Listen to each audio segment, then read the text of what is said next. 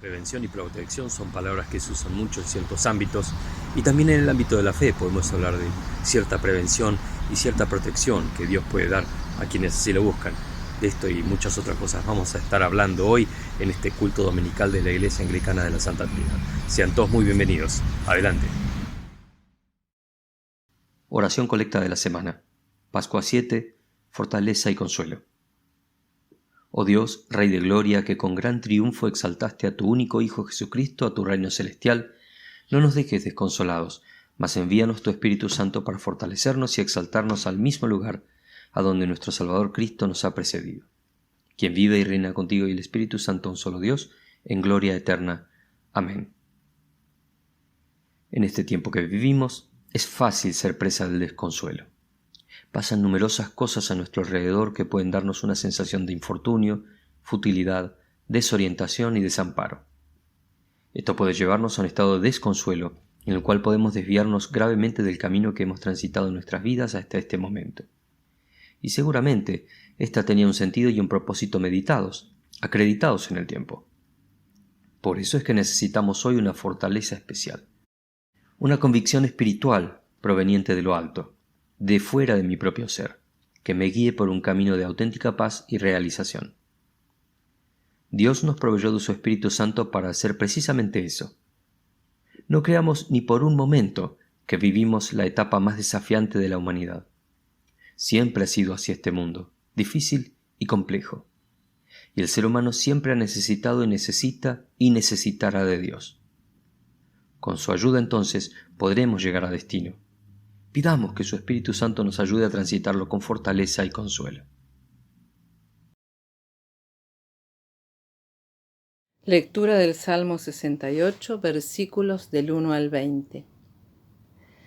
Que se levante Dios, que sean dispensados sus enemigos, que huyan de su presencia los que le odian, que desaparezcan del todo como humo que se disipa con el viento, que perezcan ante Dios los impíos como cera que se derrite en el fuego, pero que los justos se alegren y se regocijen, que estén felices y alegres delante de Dios. Canten a Dios, canten salmos a su nombre, aclamen a quien cabalga por las estepas y regocíjense en su presencia. Su nombre es el Señor, Padre de los huérfanos y defensor de las viudas, es Dios en su morada santa. Dios da un hogar a los desamparados y libertad a los cautivos. Los rebeldes habitarán en el desierto. Cuando saliste, oh Dios, al frente de tu pueblo, cuando a través de los páramos marchaste, Selah, la tierra se estremeció. Los cielos se vaciaron delante de Dios, el Dios del Sinaí, delante de Dios, el Dios de Israel. Tú, oh Dios, diste abundantes lluvias, reanimaste a tu extenuada herencia. Tu familia se estableció en la tierra que en tu bondad, oh Dios, preparaste para el pobre. El Señor ha emitido la palabra, y millares de mensajes la proclaman. Van huyendo los reyes y sus tropas. En las casas las mujeres se reparten el botín. Alas de paloma cubiertas de plata, con plumas de oro resplandeciente. Tú te quedaste a dormir entre los rebaños. Cuando el Todopoderoso puso en fuga a los reyes de la tierra, parecían copos de nieve cayendo sobre la cumbre del Salmón. Montañas de Basán, montañas imponentes, montañas de Basán, montañas escarpadas. ¿Por qué montañas escarpadas miran con envidia al monte donde Dios le place residir, donde el Señor habitará por siempre? Los carros de guerra de Dios se cuentan por millares. Del Sinaí vino en ellos el Señor para entrar en su santuario. Cuando tú, Dios y Señor, ascendiste a las alturas, te llevaste contigo a los cautivos, tomaste tributo de los hombres, aun de los rebeldes, para establecer tu morada. Bendito sea el Señor de nuestro Dios y Salvador, que día tras día sobrelleva nuestras cargas. Selah, nuestro Dios, es un Señor que salva. El Señor soberano nos libra de la muerte. Palabra de Dios. Primera carta de San Juan, capítulo 5, versículos 9 al 15.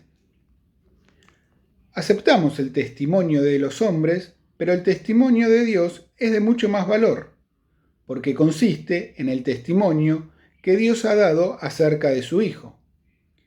El que cree en el Hijo de Dios lleva este testimonio en su propio corazón. El que no cree en Dios lo hace aparecer como mentiroso, porque no cree en el testimonio que Dios ha dado acerca de su Hijo. El testimonio es que Dios nos ha dado vida eterna y que esta vida está en su Hijo. El que tiene al Hijo de Dios tiene también esta vida, pero el que no tiene al Hijo de Dios no la tiene.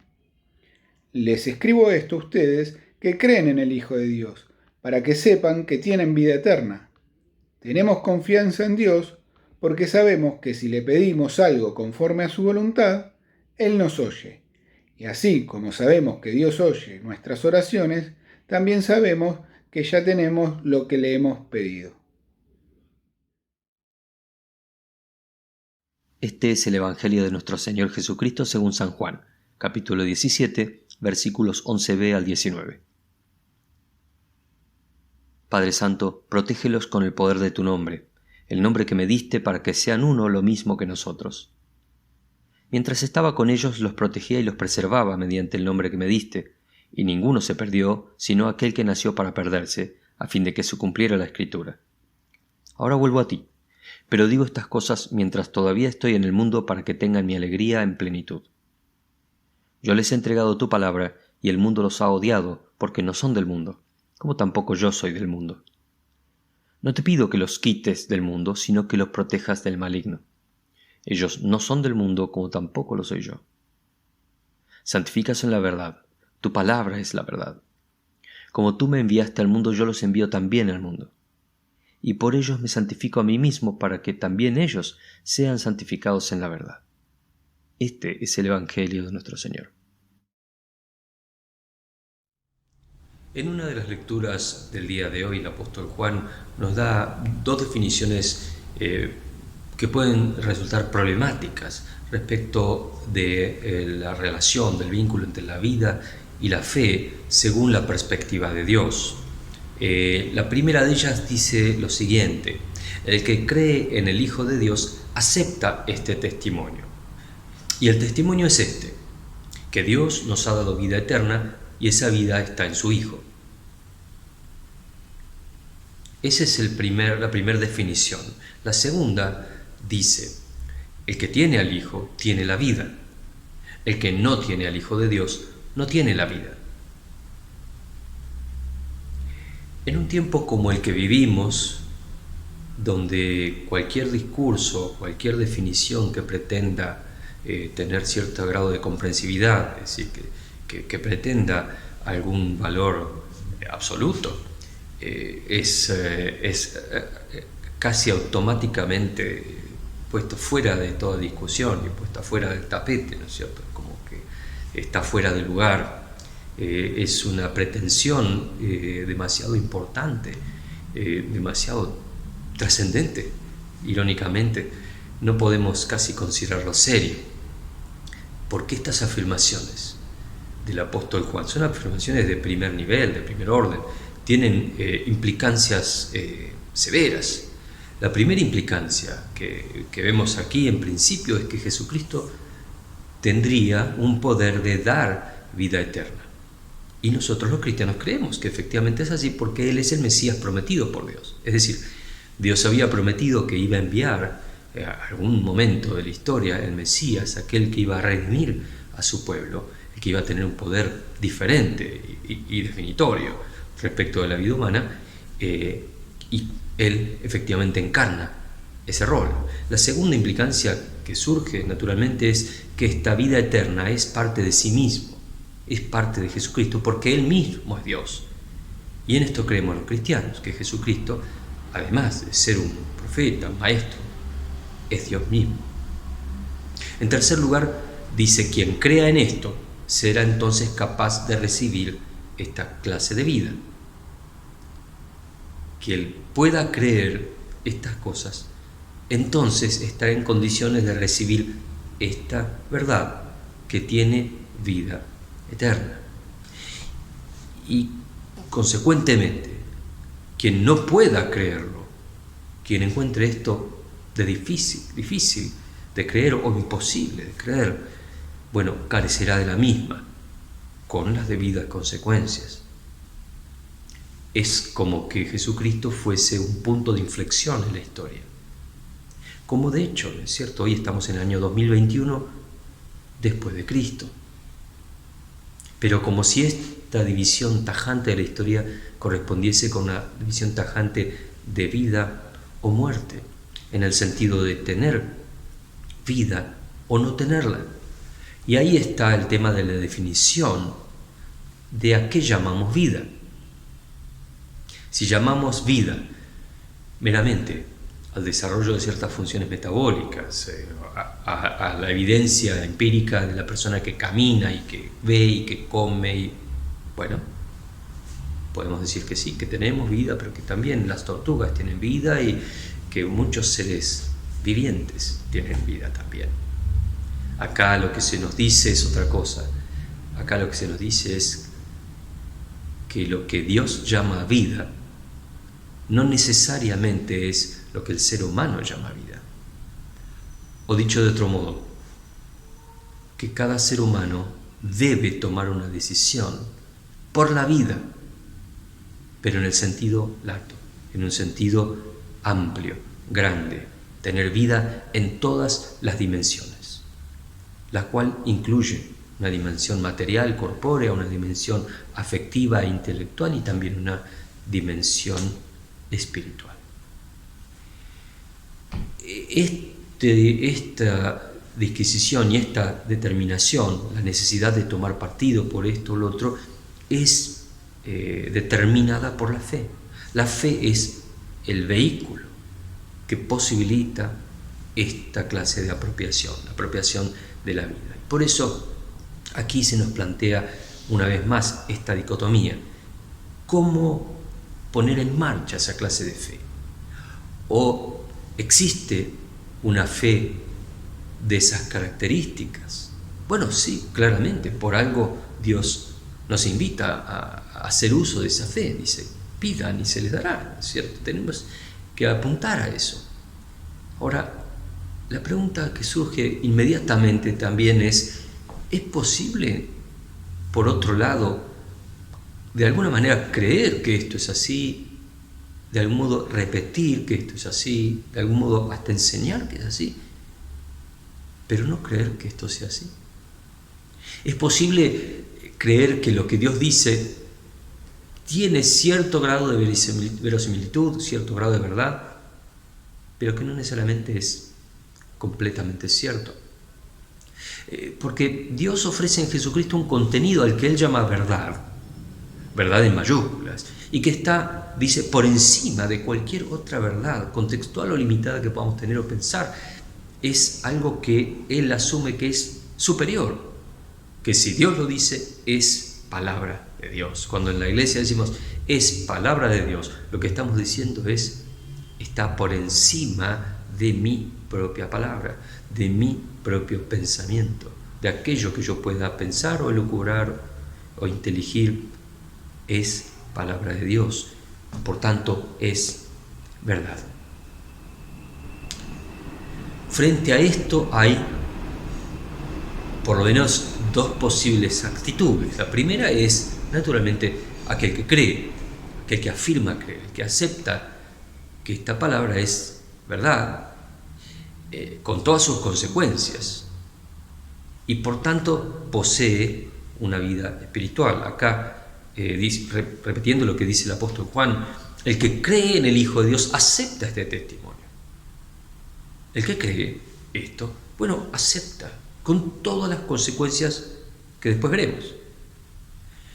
Ahora, aquel que en verdad no lo cree, bueno, elabora su propia versión de los hechos y vive según ese criterio. Acá dice, el que no cree a Dios lo hace pasar por mentiroso, por no haber creído el testimonio que Dios ha dado acerca de su Hijo. digamos, quizás es una palabra fuerte, pero la realidad es que si Dios dice esto es verdad y yo digo que no lo es, entonces es mentira. Entonces, directa o indirectamente estoy diciendo, bueno, Dios es mentiroso. No es real, no es tan así. Bueno, se acuerdan ustedes probablemente en Génesis el diálogo, ¿no?, entre Eva y la serpiente, y la serpiente dice, no es tan así. Si comes eso no vas a morir. No es tan así. La serpiente decía, Dios es mentiroso. Te engaña, te dice algo. No es tan así. Bueno, esto es lo mismo. Bueno, no sé si es tan así. No es tan así. Entonces, ¿dónde se sitúa la gente frente a esta dicotomía? La gente cree efectivamente lo que dice Dios acerca de Jesucristo, acerca de la vida, acerca de la verdad, o no lo cree, o tiene una versión que dice, no, efectivamente yo no creo que eso es verdad, no creo que Jesucristo sea el Hijo de Dios, no creo que Jesucristo, mucho menos, sea Dios mismo, no creo eso. Bueno, en nuestra sociedad, en general, vemos que es mucho más la gente que está en una posición intermedia, si se quiere, que aquellos que dicen que sí creen y aquellos que dicen que no lo creen. A esto lo llamamos muchas veces cristianismo nominal. Como nominalmente sí, soy cristiano, me bautizaron de chiquito, o sí, entiendo que sí, me parece que es razonable que esto de Jesucristo, y todo, pero hasta ahí. Creo sin demasiado compromiso. Creo sin demasiada convicción.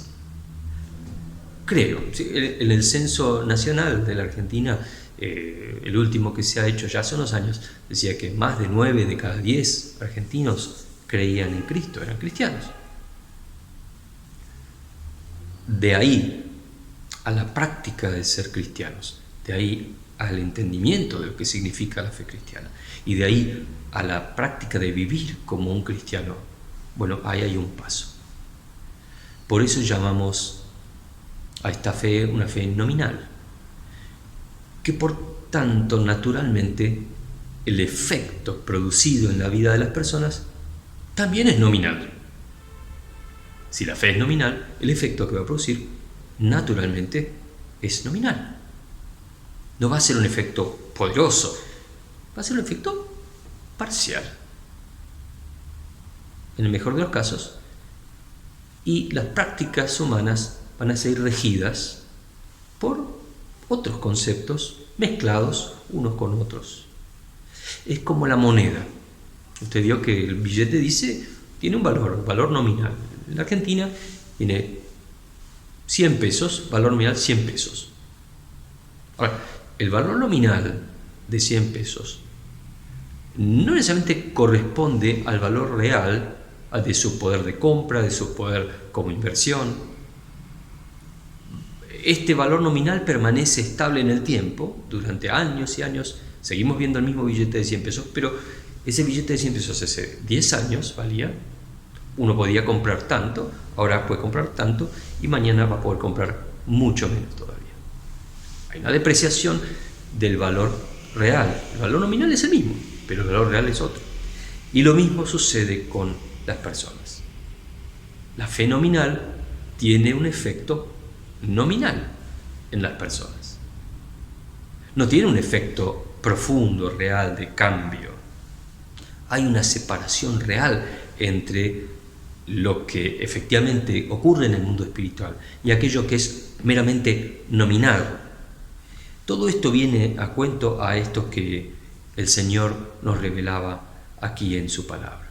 Específicamente en el Evangelio vemos que hay una realidad que el ser humano tiene que enfrentar cuando está, en este caso, desprovisto de su líder, de su guía, de Jesucristo. Jesucristo estaba partiendo en este momento, en este discurso, en esta oración sacerdotal que llamamos de Juan 17, y estaba por partir del mundo y habla con su Padre y le dice, yo ya no voy a estar más en este mundo, pero ellos sí, ellos se quedan aquí. Yo vuelvo a ti, dice, pero ellos quedan aquí. Y el problema ya no es para mí, porque yo vuelvo a casa, pero ellos se quedan aquí en este mundo problemático. Entonces, lo que le pide es lo siguiente: protégeles, protégeles. Él habla de sus discípulos, de los que estaban ahí con él en ese momento, y de nosotros hoy, y de los del futuro. Protégeles con el poder de tu nombre, el nombre que me diste, para que sean uno, lo mismo que nosotros. Y ahí hay unas ciertas implicancias también. Primero, ¿cuál es la protección de Dios para los creyentes, para aquellos que se toman en serio la fe? Bueno, dice el poder del nombre de Dios. El primer factor, el primero, es el nombre de Dios Padre. Vivimos en nombre del Dios Padre. Dios Padre está a favor nuestro. Segundo, de mi nombre, dice, el nombre del Señor Jesucristo. Jesucristo es mi Señor, porque es mi Salvador. Y en tercer lugar, el mismo versículo, para que sean uno, lo mismo que nosotros, el poder de la unidad entre ellos y Dios. El hecho de estar unidos espiritualmente a Dios nos da poder. Sin ese poder no estaríamos vivos o estaríamos en un estado lamentable. Pero Dios protege, porque la separación entre Jesucristo y nosotros en este momento es solo física. Él dice: ahora vuelvo a ti, digo estas cosas mientras todavía está en el mundo para que tengan mi alegría, ¿no es cierto? Él se vuelve al Padre, pero envió su Espíritu. Estamos en unión con Él espiritualmente. ¿Cuál es, naturalmente, ante un discurso de esta magnitud y con esta pretensión, la reacción de todos los demás? Bueno, la reacción naturalmente es la de un mundo refractario, pero que irónicamente necesita de Dios. La reacción naturalmente no va a ser la más positiva. Y ahora vamos a ver por qué. Dice: yo les he entregado tu palabra y el mundo los ha odiado, porque no son del mundo como tampoco yo soy del mundo. En un sentido, un mensaje de este carácter tan fuerte, tan potente, implica un rechazo. En el pasado, como conocemos en historia, ustedes recordarán los primeros cristianos, los primeros 3 siglos de la historia de la Iglesia, hubo cantidades de mártires.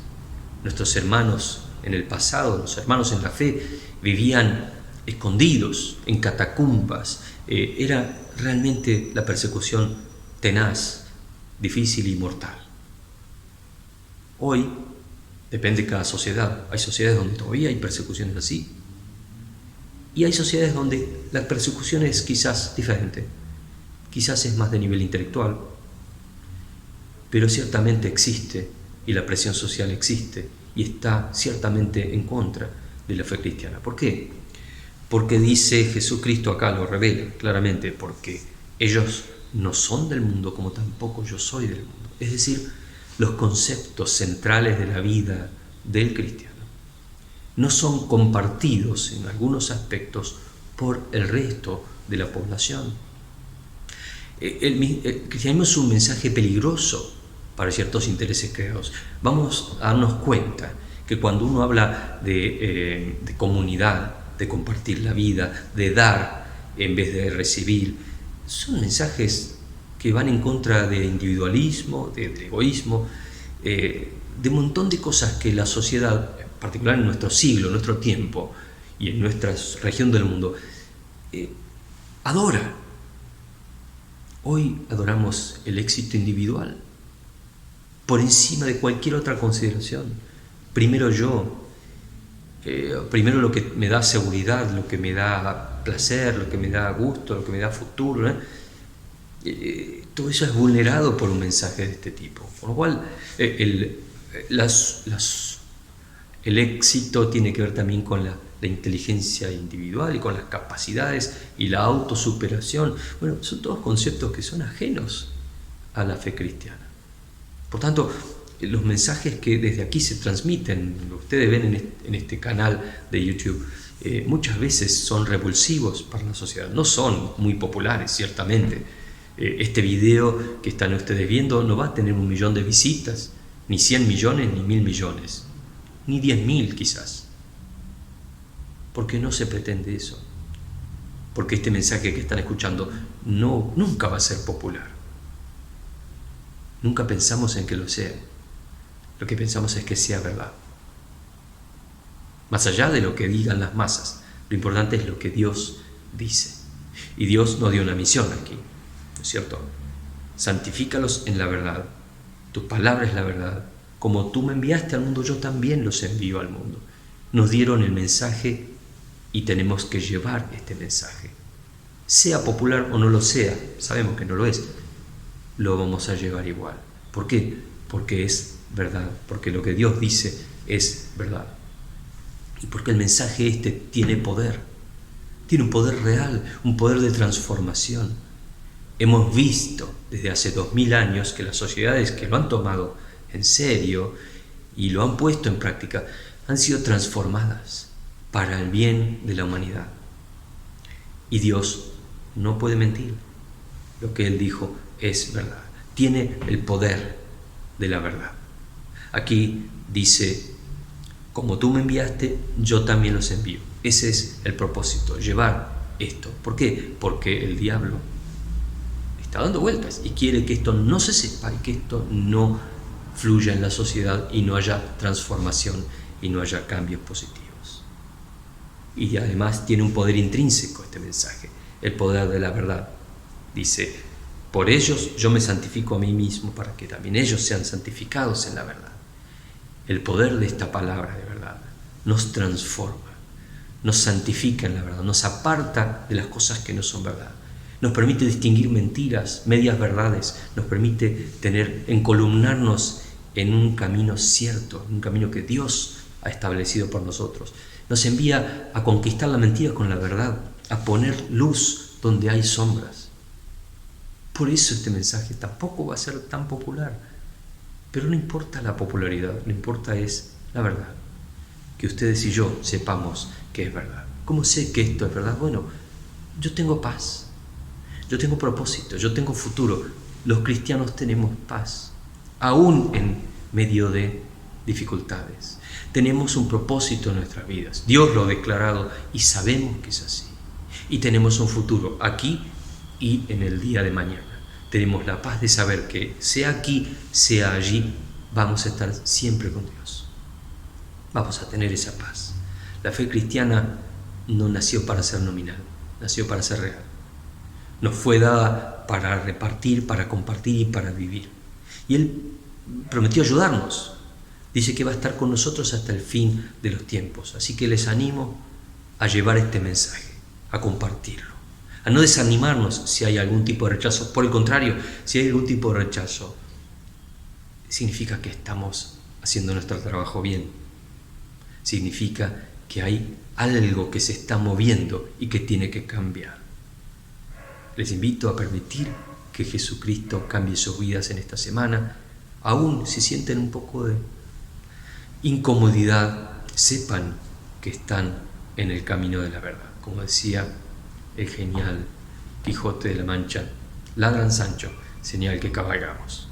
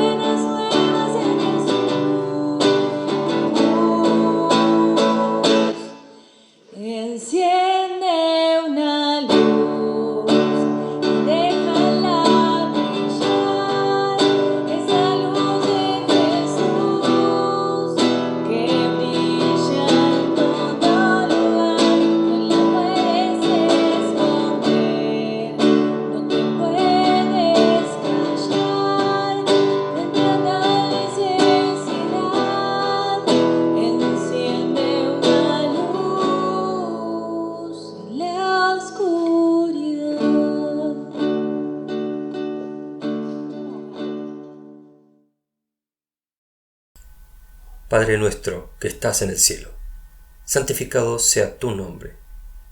Venga tu reino. Hágase tu voluntad en la tierra como en el cielo. Danos hoy nuestro pan de cada día. Perdona nuestras ofensas, como también nosotros perdonamos a quienes nos ofenden. No nos dejes caer en tentación y líbranos del mal, porque tuyo es el reino, tuyo es el poder, y tuya es la gloria, ahora y por siempre. Amén.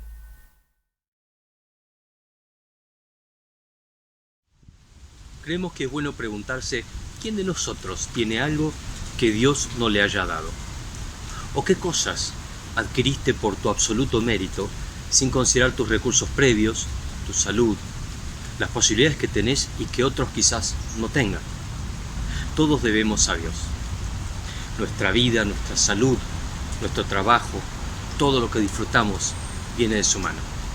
De todo esto Dios nos invita a ser como Él, a dar para su obra en el mundo con generosidad. La misma generosidad que Él tiene, que Él vive, para ser más parecidos a Él y para recibir también su bendición de acuerdo a sus promesas. Les invitamos a escuchar estos consejos de Dios y también a orar para que Él bendiga nuestra vida también en esos términos. Recuerden esto: el que siembra escasamente, escasamente cosechará, y el que siembra en abundancia cosechará. Cada uno debe dar según lo que haya decidido en su corazón, no de mala gana ni por obligación, porque Dios ama al que da con alegría. El primer día de la semana, cada uno de ustedes debe apartar algo, según lo que haya ganado y prosperado. Y llegado al final de este culto, nos despedimos, no sin antes decirles gracias por estar con nosotros, repetirles una vez más que estamos a su disposición, teléfono, email, aquí en la placa pueden ver cualquier duda o consulta. También gracias a quienes colaboraron con la marcha de la iglesia. Los que quieren seguir haciéndolo no tienen más que enviar un email, le daremos todos los datos necesarios. También seguimos estudiando Hechos de los Apóstoles juntos cada semana. Quienes quieran participar no tienen más que enviar un email, se les dará el código de acceso al regreso. Y como cada domingo nos despedimos en oración. Señor amado, te damos gracias por la fe que nos has dado. Te rogamos que la incrementes, que nos ayudes a fortalecerla, que nos ayudes también en la protección en cada una de las instancias en las cuales estamos viviendo. En el nombre de Cristo Jesús. Que Dios les bendiga y tengan una semana de mucha bendición. Escudriñemos nuestros caminos y volvamos a Jehová. Levantemos nuestras manos al Señor.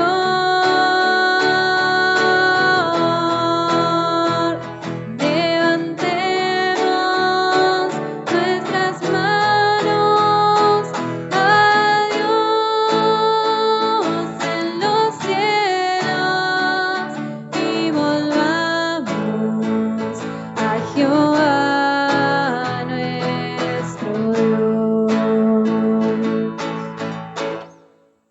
Por la bondad de Jehová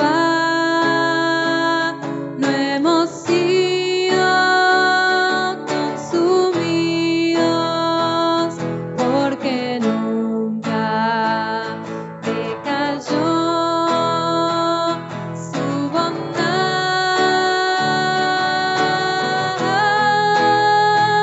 Nueva es cada mañana, nueva es cada mañana, y muy grande es su fidelidad.